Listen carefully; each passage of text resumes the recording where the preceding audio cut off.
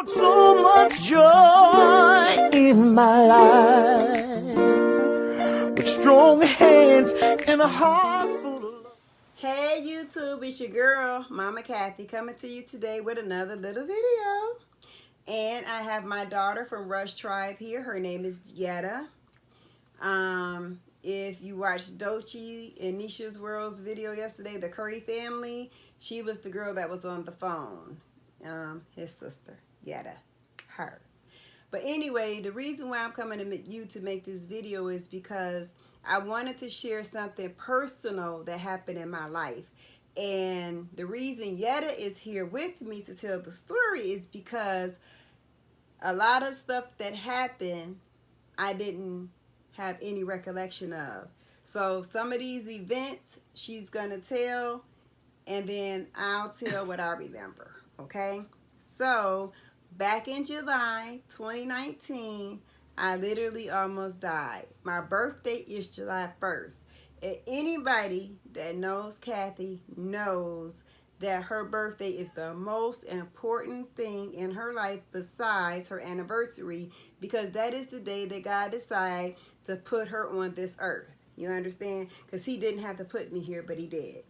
And that day, I expect to be treated like a queen. You understand? She brought me like 6 purses. And Beth bought me Bath and Body Works. Danny bought me an outfit. My husband gave me cash. I mean, I received so many gifts that day, but I have no recollection of none except asking Beth, why did you bring me a gift? I didn't know what the gift was, but I knew she brought me one. I'm going to tell you what I remember that day, and then I'm going to let Yetta intervene if she know anything. That day, I woke up early in the morning, and I took a shower. Beth came over, brought me a gift, and retwisted the first couple layers of my dreads, and then she put them in barrel twists, because that's what I asked for. After she did that, I got back in the bed. I have no recollection of taking a shower, of Beth doing my hair, getting back in the bed. The rest of July 1st, that's where I stayed in the bed. My birthday. No, well, we don't normally do that. That night I came over. That night you came over? Yeah, because I had to bring you your gifts, and you were laying in the bed, and you were like, Yetta, I don't feel good. And that was the night of your birthday. Because we had just came back from New York. Okay. And I told you I didn't feel good? You said it was the strangest thing. You looked me in my eye, and I had never felt that way before, because when I had left, I was like, Juan, which is my husband, I was like, Juan, my mom looked me in my eye, and she said she just didn't feel good. And it was weird the way she did it, because my dad had went downstairs, and I was sitting there, and I'm like, what you just been laying here all day? And then you was telling me you only took 2 bites of food. And then you had looked me in my eye, you were like,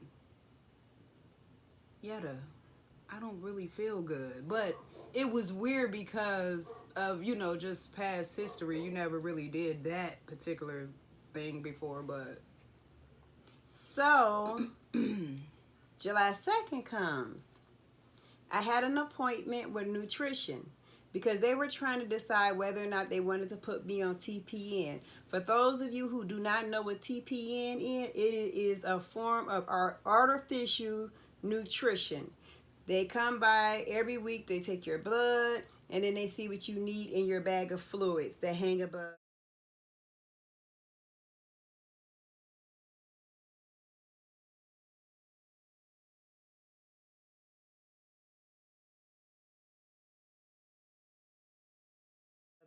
You be on it for 12 hours every day, no breaks. And if you low on potassium, calcium, albuterol, anything that you need, when they take your blood, they put it in that bag. And then my husband takes vitamins, and he inserts them into the bag every night at 7 p.m.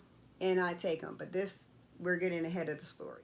When July 2nd came, Yetta said, I'm going to the doctor with y'all. I have no recollection. I got in a car. I went to my appointment. And then you could tell them what happened from there because I had no clue. She was talking to the lady in the appointment, asking questions. She was, didn't seem too sick, but, you know, she had been sick because she hadn't been eating. I mean, we were laughing, making jokes with the lady. But then towards the end of the visit with the doctor, the nutritionist, we ended up leaving for the waiting room to set her up for her appointment for TPN for that Friday, which would have been the 5th. I think July 5th, I'm not mistaken. Mm-hmm. So we rushed them to do that, set her up for an appointment. And I also had a temperature that day of 103.4. Yeah, when we were towards the end, when we were getting ready to leave, I said, Ma, what's going on with your temperature? Didn't you have a temperature? And you said, yeah, it's 103 point whatever. And I said, that's not good. I said, you know, that's not good at all. I said, you better get that checked because it can get, you know, a little dangerous with having your temperature so high. And I, now, thinking about it, because I didn't know it then, I was kind of wondering why we were at a hospital. Why didn't they take me to the emergency room when I told them I had a temperature of 103.4? I mean, that's very high. You understand? So something is going on. That means a sign of infection. Okay. Yeah, so by me have a temperature of 103.4 and we were at Cleveland Clinic Downtown Hospital, I'm really shocked that my husband and my daughter didn't take me to the ER. They took me home, which I have no recollection of that whole entire day. So what happened when we came home from the hospital? I didn't come here with you. You guys went and did something else. I'm not sure what you guys went and did, but I know the reason we didn't take you to the hospital because the next Friday, 2 days later, you were going to have a TPN. So I really didn't know your temperature. I just know what you were telling me about it. Oh, all right. So that was July 2nd. On July 3rd, I heard that the pool that I had ordered for the kids had come. And I was excited, and I wanted to get up and look out the bathroom window in the backyard to see them in the pool. I do remember that. Nothing else that day, I don't remember. I did not get to see them in the pool that day, okay? So my husband kept telling me, this is what he told me. He kept telling me that I needed to go to the hospital, and I refused to go. I would not go. All right, so that's July 3rd. July 4th, I had plans on cooking some macaroni and cheese, some collard greens and ham hocks, some potato salad, some candy yams, some baked beans, and he was going to cook some ribs, some chickens, and some hot dogs. And I had already called because I wanted somebody to go to the store and pick the food up for me that morning. But I have no recollection of that. I just remember that because that happened way before July. Okay? So, July 4th come, and my husband, I believed, called her. No. Then how did you find out I was sick? Well, I had got... I don't know, I get these weird feelings, but me and my sister, my younger sister, Beth, we were on the phone.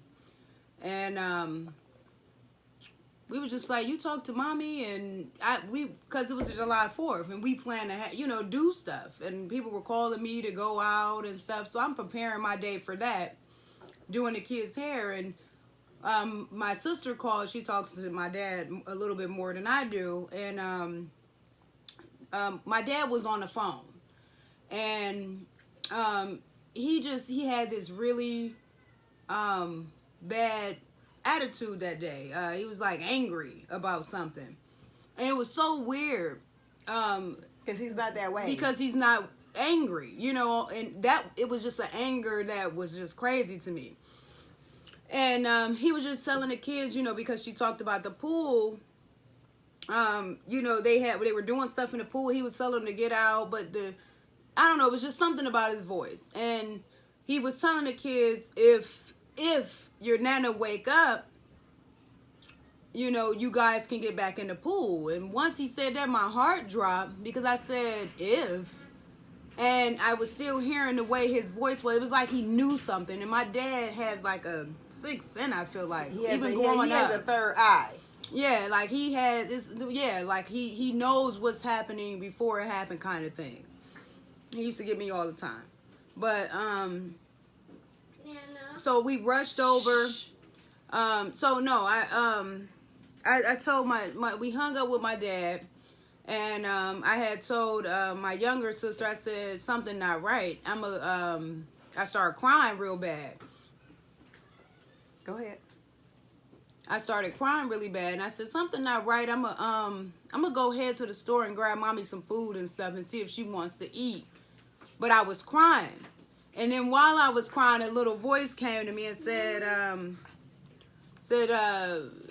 something not right with your mom. You need to get over there really, right away. And I was just like kind of shook, but I started crying already before, but I'm like, I'm going to the store and get her some food. I'm gonna stop her right there. The sister Beth that she was talking to on the phone, she has a 1-year-old daughter. And the 1-year-old daughter was really, really sad this particular day. And she was like, Nana dying. And my daughter was like... It happened Saturday night. My daughter was like, wait a minute, I don't think I heard her correctly. So I said, what did you say? She said, Nana dying. And then, so she waited a while. Just to be certain she heard what she heard. She asked her probably about 15, 20 minutes later. She said, what did you say about your Nana? She said, Nana dying. Okay, now you could go ahead about the story. And so it was 4th of July, so it was really busy in the store. So I rushed to the store and I grabbed my mom, because this is a day that I never forget and a very touchy subject for me. So if I'm a little off when I'm talking about it, then just bear with me. But so I rushed to the store, and all while I'm in the store, I'm zoned out. Like, I gotta hurry up. But it's so packed in the store, it was crazy. I was seeing people that I knew, and they were like, hey, and God bless you, and I hope everything is okay, like out the blue kind of thing. I don't even, I guess because the look on my face. And so I grabbed her some yogurt, some turkey hamburger, and some bananas. And I said, this. That's where that turkey hamburger came from. Yeah, I said this is this will get her back together. This is what the nutritionist said the day before that she needed. So I rushed over here. Oh, and some squash. I rushed over here, and when I came up the stairs and I came in the room, I said, oh no. I pushed herself to the side. I said, Ma. I said, how long she been laying in the bed like this, Daddy? He said she been there all day. And then now, mind you, it's about 12 noon, 1 o'clock now in the afternoon. And he said she been laying there all day like that. She just don't want to get up. I said, what's going on with her temperature? And my dad said it was pretty high. It's about 103. I said, oh no. I said it was 103.8 actually. 103.8. I'm not sure that when we got to the hospital, it was pretty high like that too. But anyway, so he Tell said, me what happened when you first walked in the room. What did you smell? Because well, we're all in the medical field.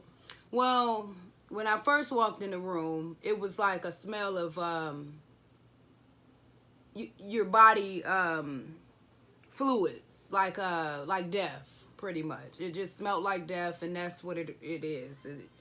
I mean, if you ever worked in the medical field, you could smell the kidneys and all of that, everything shutting down in your body. You could smell it, like it's coming from your pores, and that's what I smelled on her. Was that it was coming from her pores. So I went and I said, I didn't say anything about that or anything. I just would start explaining to my mom, my dad and sister, like, she got to go to the hospital. But wait a minute, where did Beth come from? When I was on the phone with her at home, I told Beth, I said, I said, Beth, I'm about to go to mommy house. She said, I'm on my way.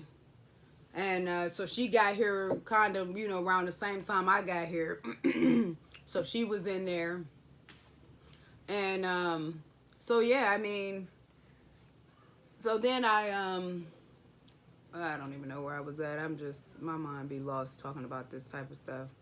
So I, you know, started explaining to my dad what was going on, and not what was going on, but what I thought was happening to her. And so, you know, she just lied there in the bed, and I just linked over and I just started crying. Now, by that time, my brother had walked in, his wife, you know, kids. It's just a lot of people everywhere, just, you know, just in the room. And so she's lying there in the bed, and I'm like, everybody's begging her, okay, even my daddy, like, Kathy, you got to get up and go to the hospital. I'm like, Ma, just please get up. Please just get up. So anyway, just to kind of narrow the story down, I called my best friend. I called her. I called her best friend, and I said, "Can you come and get mommy up, because she won't get up. She won't get up. She's just laying in the bed. She won't move. She's just laying there. She keeps telling us to go away."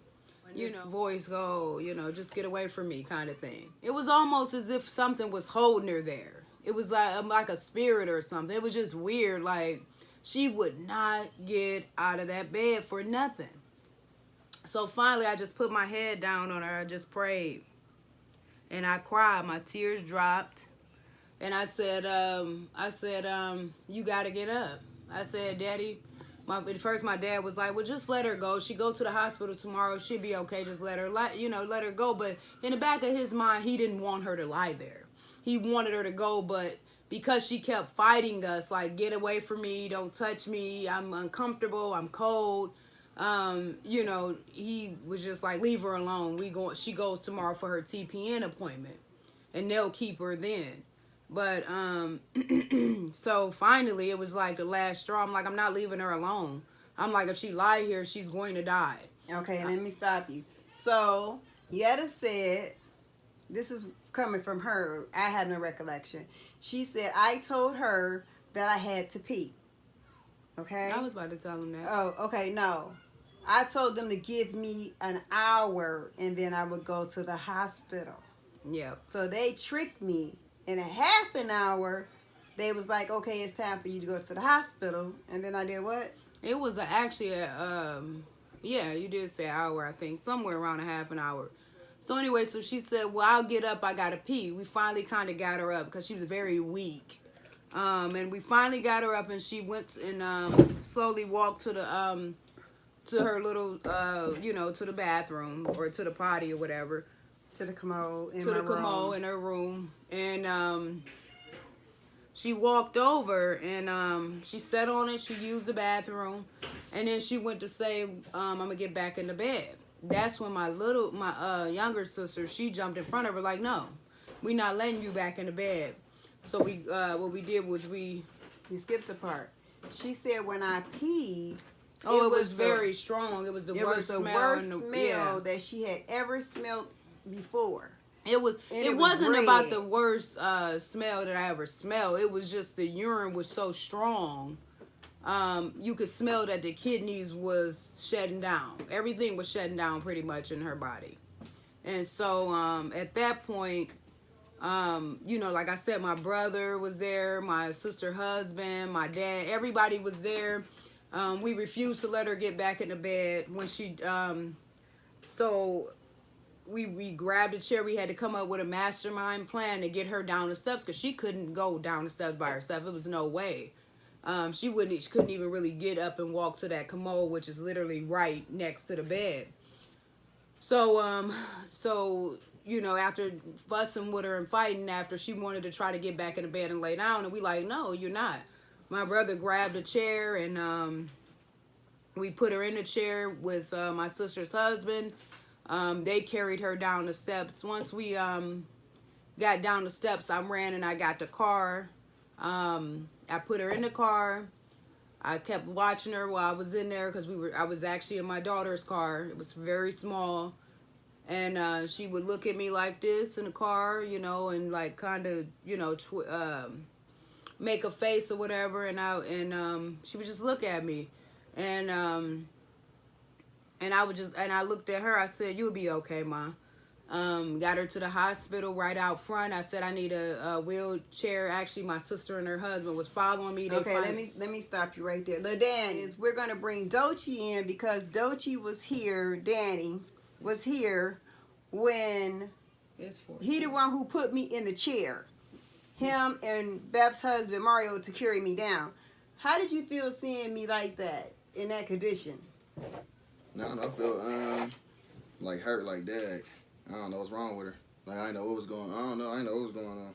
And when I was in the hospital all that time, what did you think? No, I'll just be knowing that you're gonna be alright. It'll be in the back of my mind, like, yeah, she's gonna be alright. Was you scared I was gonna die at any point? At the beginning, yeah. I had broke down in the car and had to get out the car and walk in the steel yard. I broke down one time. I don't like crying though, so I don't like showing no type of emotion or nothing to nobody. So I ain't. Well, you was in the room with me in the intensive care room. She had a little bit of tears in her. Yeah, I do remember that. But Daddy just be saying, "Stay strong," so we be trying to stay strong for you. Oh, okay. All right. I just wanted to get your input on, since you took me and put me in the car. I just wanted to get a little bit of your input. Now we can bring Yetta back. All right, bye, I love y'all. Okay. Bye, love you too. I'm sweaty too now. I'm super sweaty. Cause Yetta dad. Yetta me all sweaty and stuff. So like, bye, I love y'all. Bye, love you too. Okay, so now where we stopped at was you got me to the hospital. Once I got you to the hospital, we had got her wheelchair. They had took her into the examine room, the room where you go in and get your Registration. Yeah, registration room. And the guy, he was just like, you know, asking her all these questions about what's your date of, you know, what day is it? What's your date of birth? You know, so she was just saying some things that didn't make sense. So he immediately got on the phone and called down. And he said, he called and he said, we have a lady here that, you know, is sepsis, and we need to get somebody down here immediately. Next thing you know, they did her blood pressure and everything. They like, yeah, we need to get her down. So they immediately took her down to a room where I met a doctor.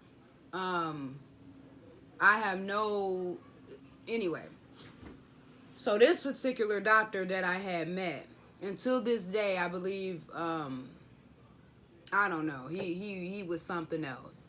But he was saying that, oh my gosh, you know, and I don't mean to, you know, make anybody feel uncomfortable, but this is the way he was, so I want to kind of show how he was expressing what he was going to do. He was like, I am going to do everything I can for her. It's so great that you got her here today. If she wouldn't have got here today, she wouldn't make it. I'm going to do everything. Start the water. I'm going to start the bags. So he just kept walking in and out. And it was almost as if nobody acknowledged him but me, my dad, and my sister. It was the weirdest thing, like it was her guardian angel. I don't know. I'm going to tell you why. So the doctor, you know, it was a guy that was just hooking her up, hooking her water to her, just hooking her up, you know. And he just didn't acknowledge this doctor. Didn't ask the doctor what he needed or what questions, nothing. It was so weird. But everybody else that came in the room, he acknowledged. And out of all things of what was going on, it was like I peeped that. Like I was like, what? The doctor's right there. But the doctor kept coming to us. And so one of the things he asked my mom, the doctor, once he came back in like a third time, he was like, what's your name? I was like, I'm her daughter, Danietta. And he was like, so he asked her, he said, well, what's his name? Which he was pointing to my dad. And my dad was just saying that his name. So then he asked her, he said, he asked my mom, he said, what's you guys' anniversary? And she said December 19th. And he looked at me and he was like, is that her anniversary? He looked at my dad. I said, no, it's not. He said, what's December 19th? I'm like, I don't know. I'm like, I don't know. And it was just the weirdest thing, you know, that the stuff that he was doing was normal, but the guy that was hooking her up to her IVs and fluids and everything was not acknowledging that this doctor was here. So he said, I'm going to get her to ICU. She doesn't look good. We need to run these tests. I need to get her where we need to get her. I need to do what I need to do so she can be the best. We're not going to, he was just saying so many things that he was going to do for her. And it was like, it was crazy. But, so I'm going to tell you why I think that this was her guardian angel. I was actually sick that day too. I had a little hint of pneumonia. And I was going down to be seen in a different room after they kind of like put her on her IVs, did different things to her to kind of get her stable. I never knew this. To get her stable. So I had, to go down and get seen too that day because I was real sick myself. And I was there, so I'm like, forget it, I'll get it done. And that particular so I told the doctor that came in for me, I said, what's the doctor's name that just worked on my mom? He said he was just like, I'm not sure, but the doctor that worked on your mom, that's on your mom case, he pointed to a different guy. I said, that's not the guy that was just in there with my mom. He said, so then a lady came, the nurse, one of the head nurses. I said, I was looking for the guy because I wanted to ask him a question about my mom because they were getting ready to move her to ICU. So I headed down there. I looked everywhere for this doctor. You understand? There was no recognition. I can't even say the words because I'm so. There was no recollection of this guy, this doctor. Like, I don't know. I really honestly think that was like her guardian angel, and he was very adamant about doing everything he could possibly do so she wasn't going to leave that day. So it was just crazy. But yeah, it was a traumatic thing. So it turned out that I had double pneumonia. It's normal because the air appears black on the chest X-ray.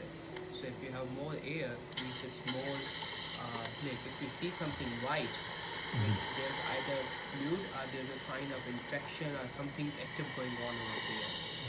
So like this is today and this is when she got here. I mean, this looks all over normal over here, but here you see some haziness, and here you see some haziness over here.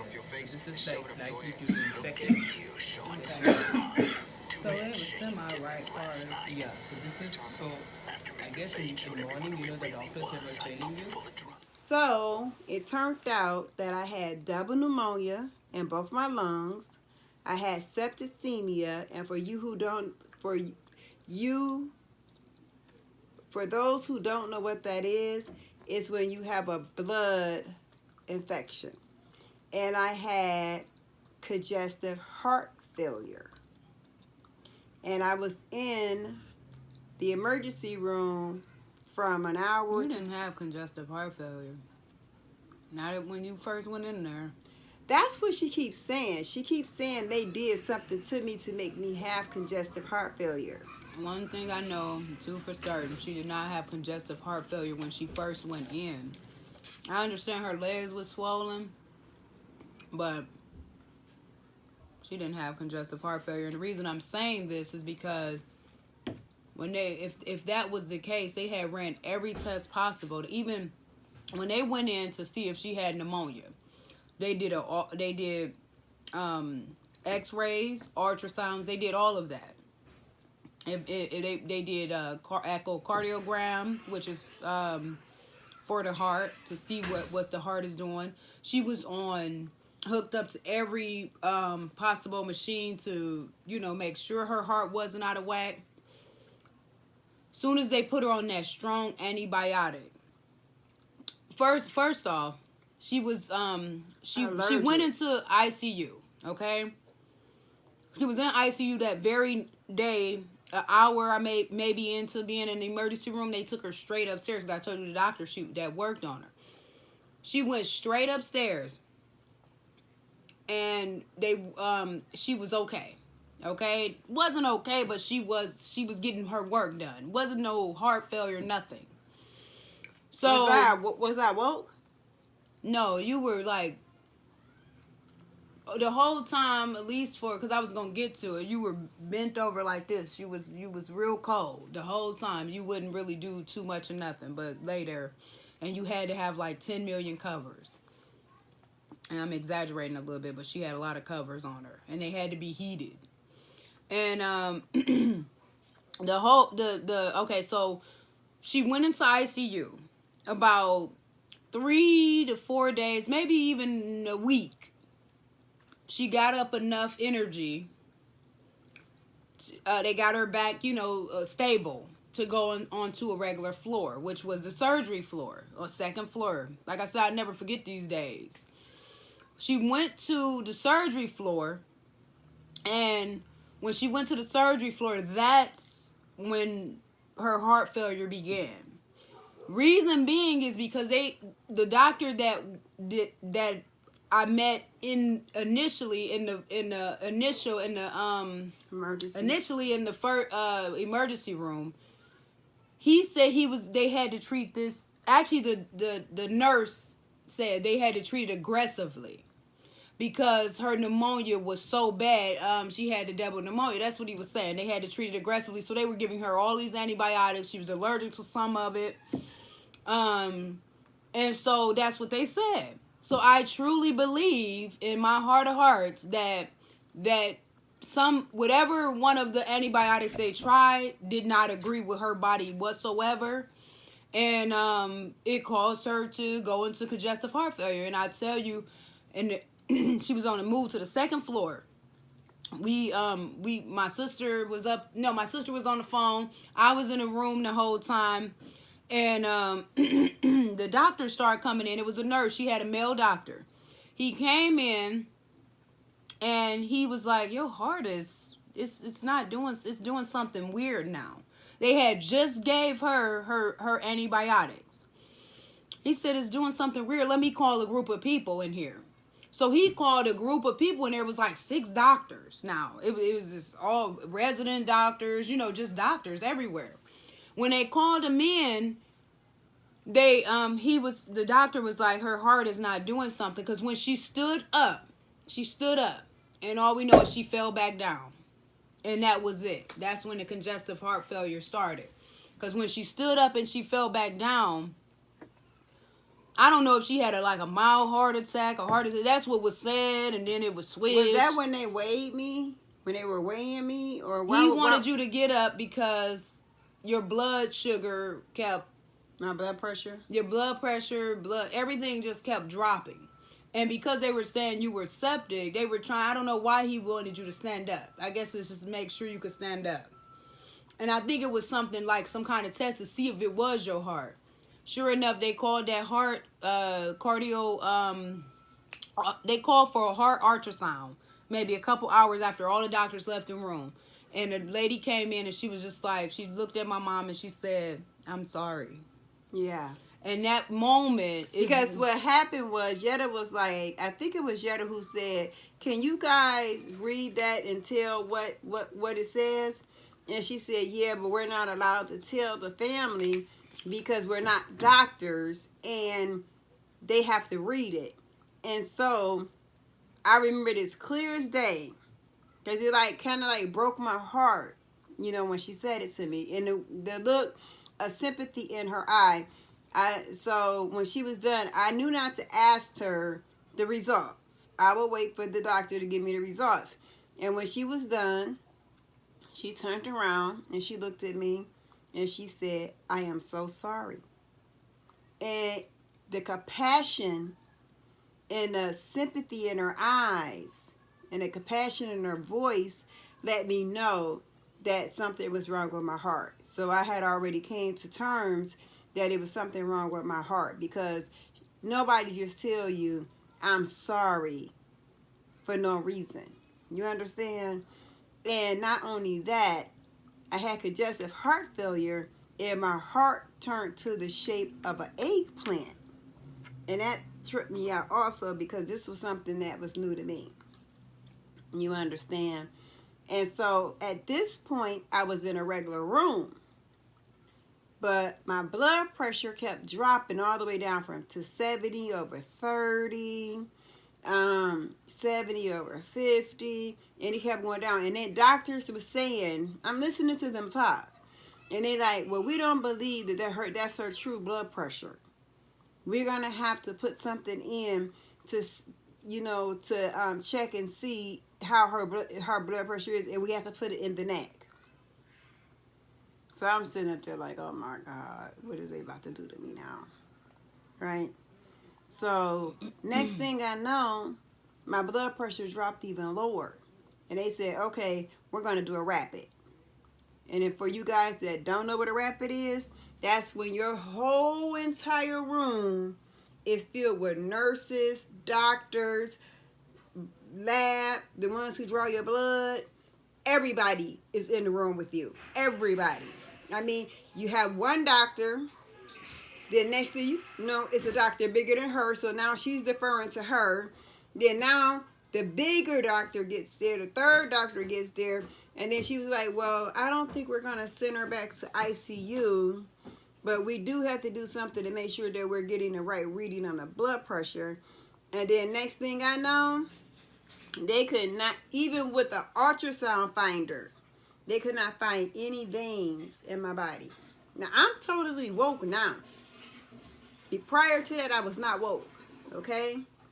So, they said, they came up to me, and after a while, they was like, Miss Curry, I'm sorry, but we do have to put you back in ICU. You have to go back to ICU. So, I was like, okay. So, next thing I know, within the next 15 minutes, they had Mama Kathy loaded up, back to ICU. When I was there the first time, I was in room 32. This time, I wound up in room, 17? 17. 17. I was in room 17 down the hallway. And when I got there, I met this doctor, and he had a turban on his head. And I was talking to him, and I was asking him how many languages he speaks, because he was speaking a lot of different languages to the people that he were talking to. And I don't like people to talk different languages when they're in my presence, because you're talking about me, and that make me feel some type of way, because I'm thinking, what the hell are you saying? You understand? So anyway, they was telling me that they was going to do this procedure right there in ICU, where they was going to put it in my neck, and then it would go down, and it would tell them my exact blood pressure. They don't have to keep squeezing me or anything. It's just going to automatically tell them what my blood pressure is. I was scared. I was terrified, guys. And they took it, they covered me up because I had to be sterile and all that kind of stuff. And they had my neck all exposed. And they was like, you got to hold still. You can't move. And I was just like, I was doing everything they told me to do, but I was like terrified. And so then they finally got it in. It wasn't as bad as I thought it was, but it did hurt. And I did feel a lot of pressure. But it wasn't as bad as I thought it was. But I could tell you that Yetta never went home. I mean, she spent every night that Mama Kathy was in that hospital over 3 weeks. She stayed there in that hospital with me for 3 weeks, and she's married. And her husband understood. Guess what her husband was doing? No, when you came out of ICU, I did go home. When you went into your regular room, because I couldn't stay in there. Mm-hmm. But while she was in ICU, yeah, I couldn't. But I was only in my regular. I was in my regular room for 1 day. Yeah, you was only in there. I was only in there 1 day. It was like 1 or 2 days. No, I was in there 1 day. The second day that I would have been in there, they shipped me back to ICU. But that I do remember. You forgot to tell them when the lady had told you she was sorry. When they came back in, they told you it was only 20%. Of your heart. Yeah, they was telling me that my heart was only working. Operating at 20%. And the bad thing about this whole situation was my heart was not pumping, okay? My heart was not pumping. My heart was quivering like this. The heart doctor, Dr. Marouz, told me, she showed me, your heart did not pump. It quivered 20%, right? And I was like... we had a long conversation with her in the waiting room. And her father. They are really good heart cardiologists. They are really good. And so I'm gonna tell you I was finna tell you something funny that had happened, but it slipped my mind right quick when she took me back to that. But I was finna tell you something. Oh, this is what I wanted to tell you guys. It was so funny. Now, I had septicemia. When you have septicemia, you have delusional and confusion. Okay? I was looking up at the wall, and the wall had tiles. And I'm telling Yetta, and I would look at the wall. No, it was Beth and Quita that was in there. It was Beth and Quita that was in there. You talking about the one incident with the... And I told them that Kermit the Frog was up there having sex with a lady. And then I said, oh my God, it's a lion up there. He was in a different tile. And I was like, oh my God, he is so beautiful. Then in the third tile, they had combed the lion's hair. And I was upset. And the doctors were standing in there talking, right? And I was like, it's a man and a lady over there having sex. Right? And they say, Miss Curry, Miss Robertson Curry. So I'm up like this. This is exactly how it was. I was like this. And they called her my name. But it was so interesting in what was going on in every square of that wall up there. And then I looked down at them. And then they asked me a question. And then I looked back up at the wall because I was more interested in what was going up on the wall, on the tile. You understand? It was so many different things happening on that tile. And they said that when you have septicemia, you be delusional. She was saying and I was out of it. I was saying all kinds of stuff. She done told so a quick story, because you know it a lot of bad talk. So we'll talk about some funny stuff. So they gave her, it's this pump where you gotta pump, you know, up to like 1,000, 2,000, 3,000. And so she had to blow in it, and she had to, you know, keep doing it so it'll build her up. So it's 500, 1,000, 15. Whatever it went. Yeah, you get my drift. Yeah. And so she told me, she said, so it was a sitcom on TV with two of the guys. I had to laugh at her because she was just goofy.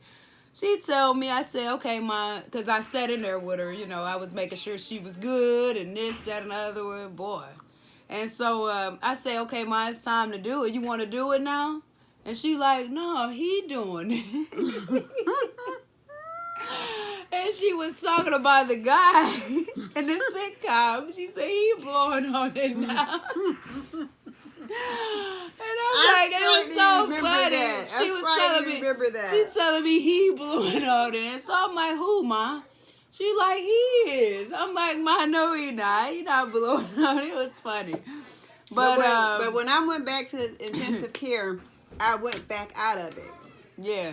When I woke up, I didn't open my eyes, but I was in between here and out of it. And there, wherever there was. And all the doctors was in my room in intensive care. And intensive care is super times huge, okay?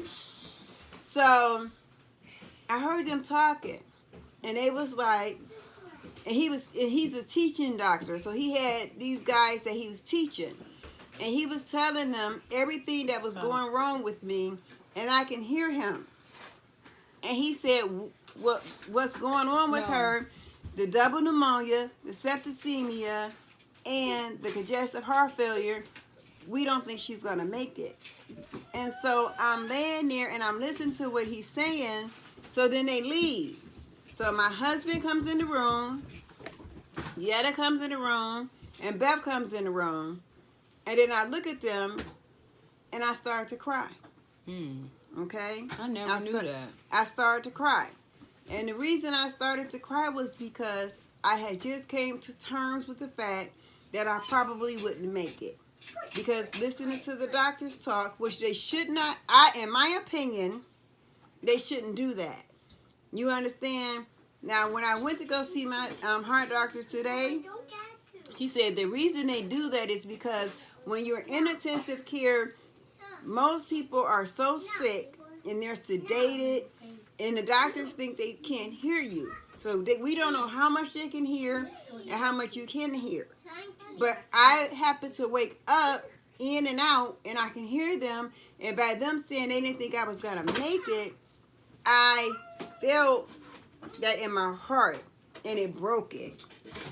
So when my husband and my 2 daughters came in, first I was telling them that the nurse said, which I think was wrong, the nurse said to me that if your family don't follow the rules, because when you were in 32, they did not follow the rules of only having 2 people in the room at one time.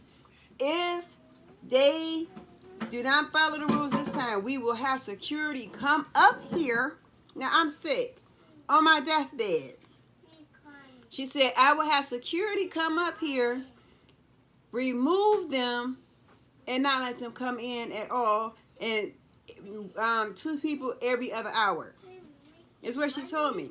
So when they came in, all 3 of them, I said, y'all going to have to follow the rules, or they're going to have security stop y'all from coming. Okay? She would have told me that, it would have been a problem. Yeah, that's something you just don't do. She shouldn't have never told me that. I'm on my deathbed. Why would you put that pressure on me? Right. Why would you put it on you instead of coming to me or my father or my sister and say, hey, I know that you guys, I've seen you guys a lot, but I want to say that it's only 2 people at a time, and if you can't follow that, whatever she said. Right. But don't you don't say she didn't have to say, but it was some ignorant nurses, and it was some awesome nurses. And if you don't like the job, don't do it. But yeah, it was. Okay, but here's what happened. So when they came in, and after I told them that, I started to cry. Because I'm thinking about what the doctor said, that I probably won't make it. So I'm telling my husband, okay, so I started to cry. So when I started to cry, my husband instantly leaned over the bed and grabbed my head, and then all 3 of them was hugging me at one time. And they was trying to figure out what was wrong with me. So I told them what I wanted done. I said, Yetta has Quan. I said, Beth has Mario. Danny has Nisha. And I said, and Daniel, who is my baby boy, who's in prison right now doing a 5-year stretch.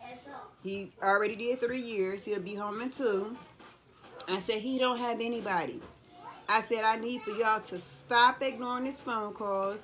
I need y'all to start talking to him because he's locked up. He know I'm in the hospital. He know what's going on with me. He's calling every 5 minutes because he's worried. He can't be here to see with his own eyes what's happening with his mom. So he can only rely from y'all. So y'all have to help my baby. So we're all crying, and then they all agreed. Now, this is the part where Yetta has to leave, and it's only going to be Mama Kathy talking about the rest of what happened because she was good enough to come over to do this video with me, but she got to go pick her daughter for work, my grandbaby. But I shall return. So after I was telling him everything that I wanted done, I was like, well, who's going to help all my babies? Who's going to be there for them if I'm gone? Who's going to take care of them? And I wasn't talking about my children only and my grandbabies only. I was talking about my sisters. I was talking about my brother. I was talking about my nieces, my nephews, because I am the matriarch of this family. And for some reason, it started to fall apart once I got sick in 2012. Okay? Well, going back to the rest of the story, I know this is a long video. If you guys are bored, You know, you could click off. You don't have to watch the whole entire video. They came in the room after they had put this thing in my neck to check my blood pressure so they would be able to tell what it was every second of the day. And it was very low. And my heartbeat was very fast. Okay? So the cardiologist, Dr. Maru, they said they're going to do a heart catheterization on me. And I had been through that before, years ago. Her father did it, actually. And when I saw him, I recognized him. Okay? And, but he said his daughter will be doing it as soon as the rooms were available. After like 6:30 that evening, I would be the first person, and she would do that for me. And they took me downstairs. Oh my God, was I freezing. That is one cold ass place, okay? That's why I had to have a million blankets. So, at any rate, they came and got me. They took me downstairs. They got me all ready, and they told me what I needed to do. I needed to hold my head this way, and I needed not to move at all. And I was so terrified to move. I was terrified to cough. I was terrified to sneeze because I didn't want that needle that she was inserting in me to do any more damage that had already been done. And at this point, they were checking to see if I had any blockages and everything. So when they did the heart catheterization on me, it took about an hour and a half, almost 2 hours I was down there. And the one thing I do remember, because when she came out, she was fully clothed in protective gear, you know, like sterile clothes over her hair. The only thing I saw on her was her earrings. And I recognized her voice, but I saw her earrings. And other than that, I did not know what this lady looked like. I just knew that she was short. I saw some pretty earrings, and basically that was it. So they said, I do remember this, because I was in and out. I wasn't woke, and I wasn't asleep. I was in and out. And so when she got to almost to the end, she said, okay, Miss Curry, we're almost done. She said, well, what would we call this? She was asking one of the other guys. She said, what would we call this? A -0? Because my heart was not pumping at all. You understand? How can a person be alive if their heart is not pumping? It was quivering. And it was operating at 20%. Okay? Normal is 55%. Okay? So, when she was done, it took me back upstairs. I had, you guys, I swear, I felt like a guinea pig.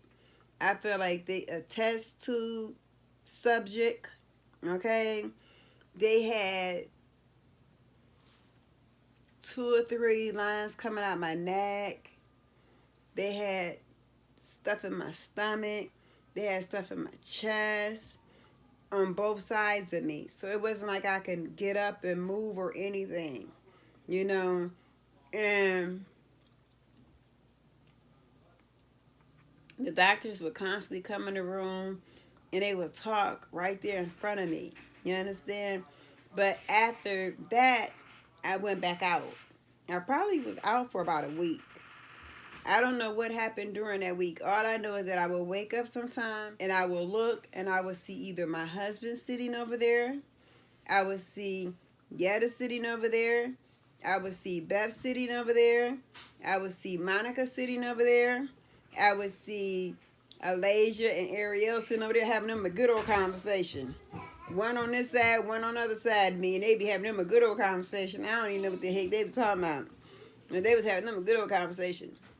All the kids were there. Honey, they called security on the kids. And they was like, if y'all don't get these kids together, they're not going to be allowed up here. See, they were in the ICU waiting room on the second floor because kids under 12 cannot go into the ICU. Okay? So, I didn't get the chance to see any of the babies. But guess what? The one little baby, she saw Pawpaw walk through them doors. She took off behind Pawpaw, right? She ran her ass up in there. She saw me. She wanted to see Nana. That was the one who said, Nana dying. You understand? And I don't know where that baby got that from. She said it 3 times. Clear as day. She's 1 year old. And she loved Nana to death. But I don't know. It was a very sad time. They had me. So then they started to talk. They said, okay, well, we're going to put you on TPN, but it's not the best solution for you because, you know, your organs are shutting down and TPN mess with your organs, okay? Now, and I showed you guys this plenty of times before. This is called a Hickman. And it's in my chest, and it's in my central line. It's at the tip of my heart, and I use this piece right here. They draw blood from here. They hook the TPN up to here.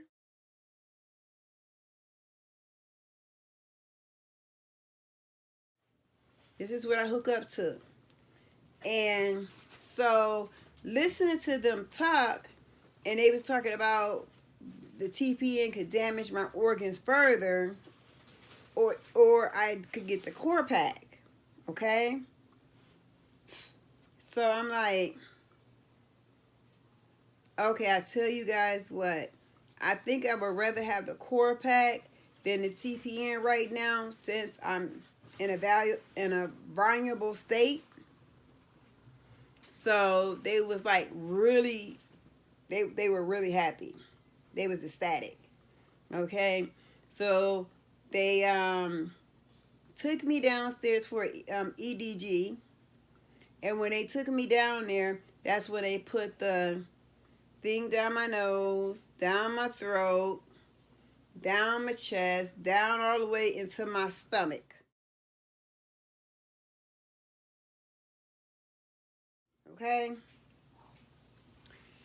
and then they brought me back upstairs. Thank God I didn't feel what was going on with that situation, but that was the most uncomfortable thing that I had ever had in my life, and I had it for about a month, okay? And what I couldn't understand, so then I had it for about a month, but I was in the hospital for all this that was going on with me. I was in the hospital for 3.5 weeks, and then I came home with a tube down my throat, and I was on a feeding tube where we had this pump and just pump the food into my stomach itself, you know. And it was very uncomfortable, made my throat sore. But what I didn't understand was after I came out of ICU and they put me on a step-down cardiac unit, they decided, no, that's different. They sent me downstairs to the cardiac unit, and I stayed down there, and it was a private room, so my husband got to spend the night with me, stay with me the whole time that I was there. And by that time, Yetta was able to go home. By that time, she had been there for 3 weeks straight. Beth came. All my kids came every single day. Everybody came every day, and they all took turns in the room with me because they didn't trust the nurses and the doctors, because some of them were really good and some of them was really bad. You understand?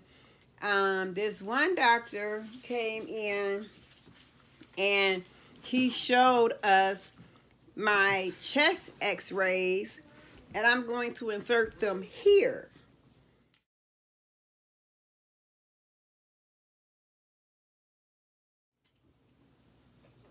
It was very sad. It was very sad. I was very hurt. I just knew I was going to die. Quiet, Maya, or get out. I just knew I was going to die.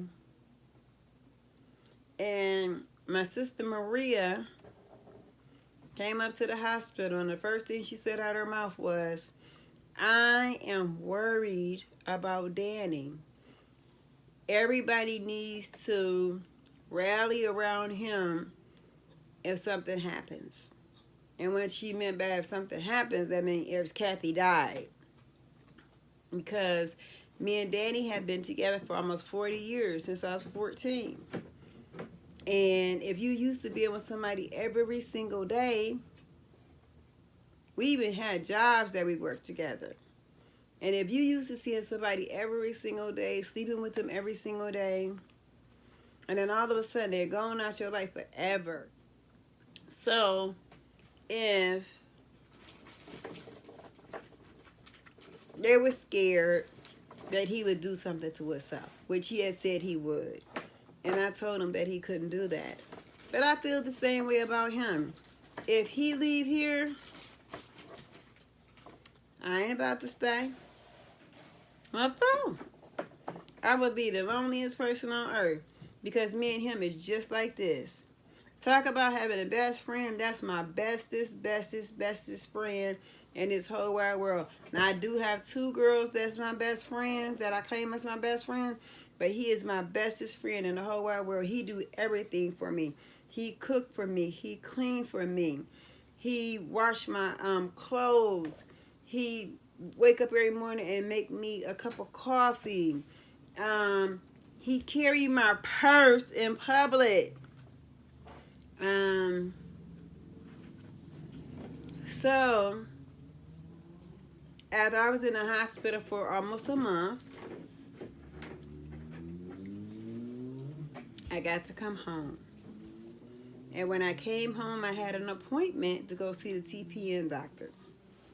So when I went to go see the TPN doctor, he sent me downstairs to get blood work. And he said that if the blood work was okay, then we could take our time in thinking about the TPN, which is artificial nutrition. But what had happened was, when he got the results of the blood test, I needed the TPN very bad, because everything that was on the list, on the CBC list, was all low. Okay? So he said I needed to be in the hospital that Friday. I went to the hospital that Friday. I still had the tube down my nose. But what I didn't understand was they put me on TPN 24 hours around the clock. And then they also had me on the feeding tube. Yeah, okay, and they was doing 40 mLs. Now my stomach is only that small. So you got, the TPN is not going in my stomach, it goes through my veins. But the feeding tube goes into my stomach. And I was telling them, and then I couldn't swallow my pills because of this in my nose going down my throat. My pills would get caught back here on the CHIT tube that was going down my nose, the Corpat. So they had to crush my pills, and so I hadn't been to the bathroom in a couple weeks. So they wanted me to go to the bathroom. So they said, well, we're going to give her some Miralax. So that's 8 ounces of water. Did you just see how big I showed you my stomach was? So all of a sudden, after he did that, he flushed it. The TPM machine flushed it. Then he gave me my other pills. Then he had to flush it. Then he gave me some more pills. And then he had to flush it. Now I'm sitting up here on overload. And I feel it all the way up here. And then I just turned around and looked at Danny. And I was like, can you give me a bucket, please? And as soon as he gave me the bucket, I just started dry heaving. Then throwing up. And everything. You understand? And I did that for hours. Hours. So needless to say, I refuse to take that Miralax the next time because that's too much on my stomach. Give me the pills they really couldn't give me because it was a gel tab. But it was horrible. My husband was there every step of the way. He never ever, never once left the hospital at night. Now, during the day, maybe 3 times out of the whole time I was there, he left the hospital because he had to come home, you know, change out his dirty clothes for clean clothes, and then he came back. And when I was in the ICU, he couldn't sleep in ICU with me. He would sleep out there in the hallway in the waiting room. And so they all did. You know, they gave them some pillows, some covers, and they just all slept out there, you know, waiting to see what was going on with me. And then making sure that the nurses treated me right. You understand? Some of it wasn't good. I had to call the ombudsman's office on some of them, you know, from how they treated me. But that was the saddest part of my life. And I've been sick since 2012. You know how much I weighed when I went in the hospital? I weighed 127 pounds. After they gave me all the fluids, I weighed 133. Stop it. I weighed 133. You know how much I weigh now? I weigh anywhere between 157 to 160. And a lot of that is fluids because by me having congestive heart failure, I went to go see my doctor today and she explained it to me so I can explain it to you guys. By me having congestive heart failure, my heart may not be pumping like it's supposed to be pumping. When I left the hospital, it was back up to normal, 55%. But now it may not be where it's supposed to be. And so I go October the 1st for an echocardiogram, which is a ultrasound of the heart. They need to see how it's you know, beating, if it's beating right, the right way, you know, the percentage of what it's beating. Or the other thing could be that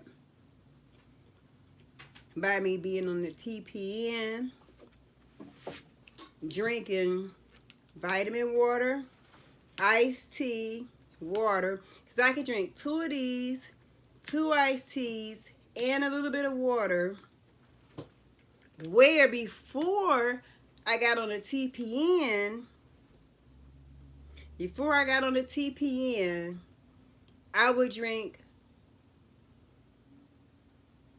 it would take me all day to drink one of these.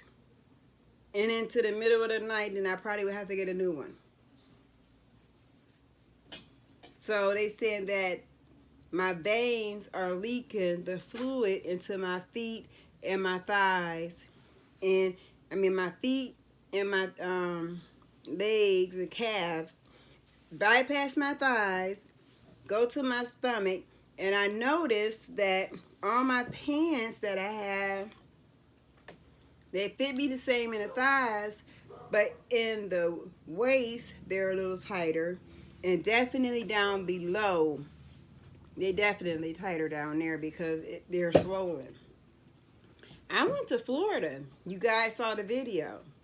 My feet was so swollen I could barely tie my shoes. Before I end this video, I just want to say thank you guys for listening. If you have any questions, comment down below. I'll be happy to answer anything that you have that you want to know the answers to. I'm scared, really scared, because I don't know what happened. And that's the scary part.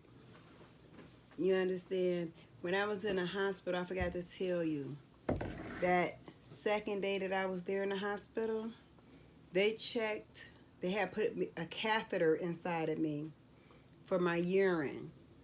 And the second day, it was red, like a little darker than this. See this red? It was a little darker than that, and it was the same amount I hadn't urinated. My kidneys were shutting down. So when Yetta said, when her and Beth walked in the room, and they looked at each other, they smelled that smell of death.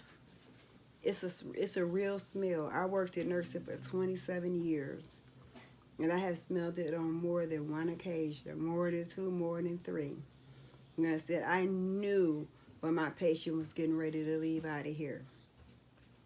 You understand? And from what I could understand, on my birthday, like I said, I got up, took a shower, Beth did my hair, I got back in the bed. I told people I don't want nothing, leave me alone, don't come see me, don't bring me no gift, just leave me alone. That's not me.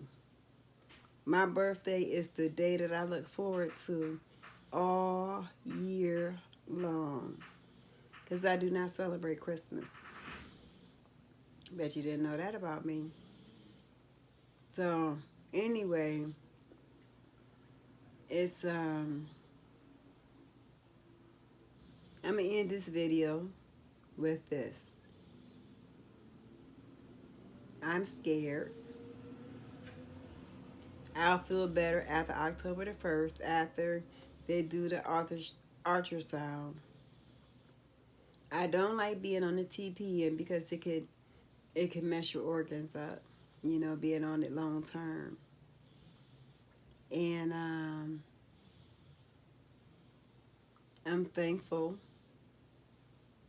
for my husband, Danny. He's the best man in the world.